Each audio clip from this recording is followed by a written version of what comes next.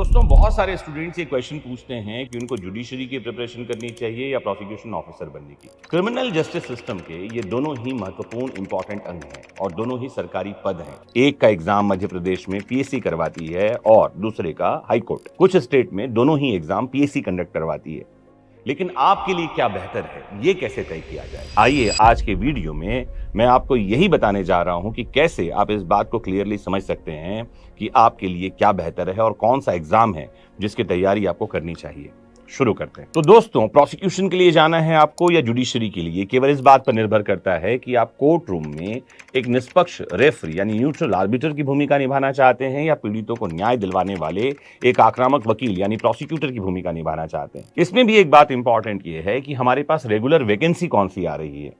जैसा कि हम देख रहे हैं फिलहाल इन दिनों रेगुलर वैकेंसी तो एडीपीओ, एपीओ और एपीपी की आ रही है, लेकिन जुडिशरी जो है उसकी वैकेंसी आने के बाद भी लगभग 3 साल का वैक्यूम वहां क्रिएट हो गया है। मजे की बात यह है कि ये वैक्यूम 2023 में क्रिएट हुआ था, 2026 आ गया है। तो जिन लोगों ने उस समय जाकर अपना रजिस्ट्रेशन करवा लिया होगा एज एन एडवोकेट, तो वो 3 साल का वैक्यूम भी खत्म हो चुका है। बावजूद इसके कि कौन से एग्जाम का वैकेंसी रेगुलर आ रहा है, आपको कुछ चीजों को और देखना है। पहले तो आपको ये जानना है, ये समझना है कि आपका रुझान किस तरफ है। क्या आप दोनों पक्षों को देखकर न्याय देने वाले व्यक्ति हैं या आप किसी एक व्यक्ति का पक्ष लेकर उसके पक्ष में बहस करना पसंद करते हैं। फिर आपको ये भी देखना चाहिए कि आप जो पढ़ाई कर रहे हैं, जो सब्जेक्ट आप पढ़ रहे हैं, सिविल और क्रिमिनल, क्या आप सिर्फ क्रिमिनल के सब्जेक्ट में ही रुचि रखते हैं, सिविल के सब्जेक्ट नहीं पढ़ना चाहते। प्रोसिक्यूशन ऑफिसर्स के एग्जाम में मेन फोकस क्रिमिनल के सब्जेक्ट में होता है, लेकिन जुडिशरी में सिविल के सब्जेक्ट भी आते हैं।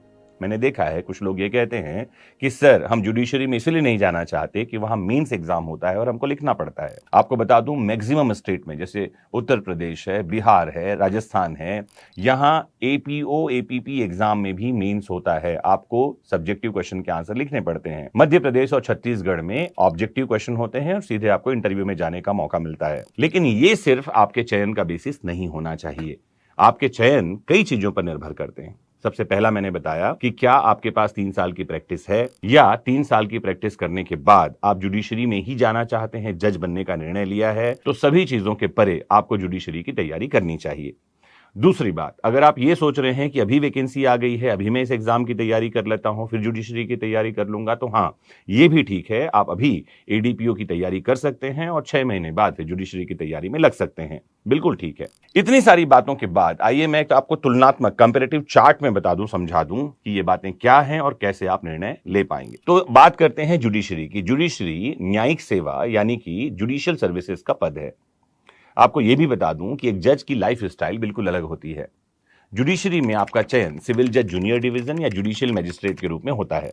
यहां आपका मुख्य काम दो पक्षों को सुनकर, उनकी दलीलों को सुनकर आप कानून के हिसाब से निष्पक्ष फैसला यानी कि जजमेंट सुनाते हैं। पावर और प्रेस्टीज बहुत शानदार मिलती है। भारतीय समाज में एक जज का पद जो है सर्वोच्च सम्मान पाता है। कोर्ट रूम के भीतर आपकी कही गई हर बात का कानूनी महत्व होता है। आपको सरकारी गाड़ी मिलेगी, बंगला मिलेगा, सिक्योरिटी गार्ड मिलेंगे, समाज में वीआईपी स्टेटस मिलेगा और साथ ही कोर्ट में आपका एक न्यूट्रल रोल होगा। यदि आपको किसी एक पक्ष का वकील बनकर बहस करने के बजाय पूरी कहानी की सच्चाई को परखना और सही गलत का फैसला लेना पसंद है, जैसा मैंने कहा, तो जुडिशरी के लिए आप एक बेहतरीन इंसान हैं, आप जुडिशरी के लिए बने हैं। फिर आपको बता दूं कि कठिन चुनौती और मानसिक तनाव जज के जीवन का भाग होते हैं। एक जज का जीवन बहुत ही अनुशासित यानी डिसिप्लिन्ड और मर्यादित होता है। आप आम वकीलों या जनता से खुलकर मेलजोल भी नहीं रख सकते। इसके अलावा कोर्ट में जो पेंडेंसी केसेस हैं उसके हिसाब से भी बहुत ज्यादा दबाव जजेस पर होता है और आपको हर एक केस का जजमेंट लिखना पड़ता है, जो कि आपकी प्रैक्टिस और ट्रेनिंग का पार्ट होगा।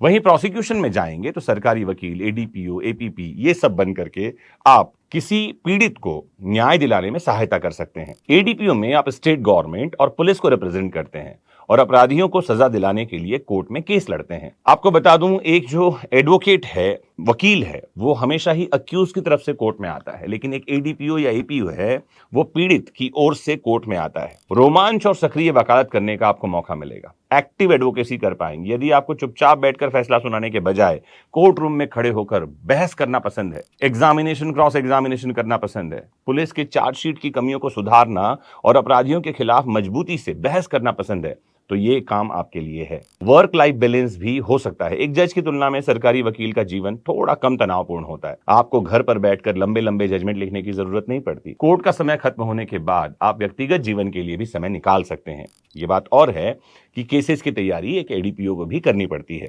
एक सरकारी वकील के पास जज जैसी न्यायिक शक्तियां या जुडिशियल पावर नहीं होते। आदेश देने का अधिकार भी वकील को नहीं होता। आपकी सफलता बहुत हद तक इस बात पर निर्भर करती है कि पुलिस ने इन्वेस्टिगेशन कितना बढ़िया किया है। यदि पुलिस की चार्जशीट कमजोर हो तो आपके लाख चाहने के बाद भी अपराधी बरी हो सकता है और कभी कभी आपके हाथ में निराशा लग सकती है। आपके लिए अंतिम निष्कर्ष यानी कि कैसे आप डिसीजन लेंगे, इतनी सारी बातें बता देने के बाद अब मैं लास्ट में आपको समराइज कर दूं कि आप कैसे डिसाइड करेंगे कि आपको एडीपीओ बनना चाहिए कि जज बनना चाहिए। इसका चयन इस बात पर डिपेंड नहीं करता कि आपकी क्षमता क्या है, आपको क्या लगता है, क्योंकि मेरे देखे आपकी क्षमताएं तो अपार हैं। आप अनलिमिटेड पॉसिबिलिटीज के साथ पैदा हुए हैं। बस आपको पहचानने की जरूरत है आपकी कैपेसिटी और कैपेबिलिटी। तो यहां बात कैपेसिटी और कैपेबिलिटी की नहीं है, ध्यान रखिए। यहां बात है रुचि की। आप कौन सी दिशा में जाना चाहते हैं और उसके परे कौन सी वैकेंसीज हैं जो समय पर आ रही हैं। मध्य प्रदेश में अभी एमपी एडीपीओ की वैकेंसी आई है, लेकिन ये 2021 के बाद आई है।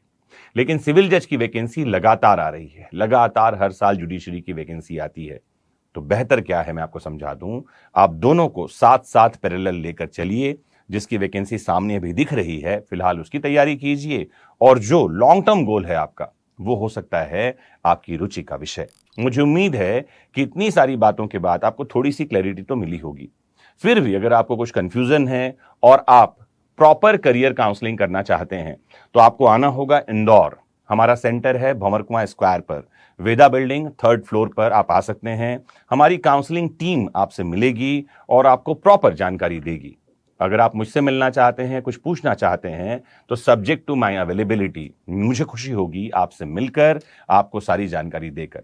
तो जब भी आप इंदौर आना चाहें, अगर आप बाहर से आ रहे हैं कहीं आउट ऑफ इंदौर से, तो एक बार कॉल करके अपॉइंटमेंट लेकर ही आएं।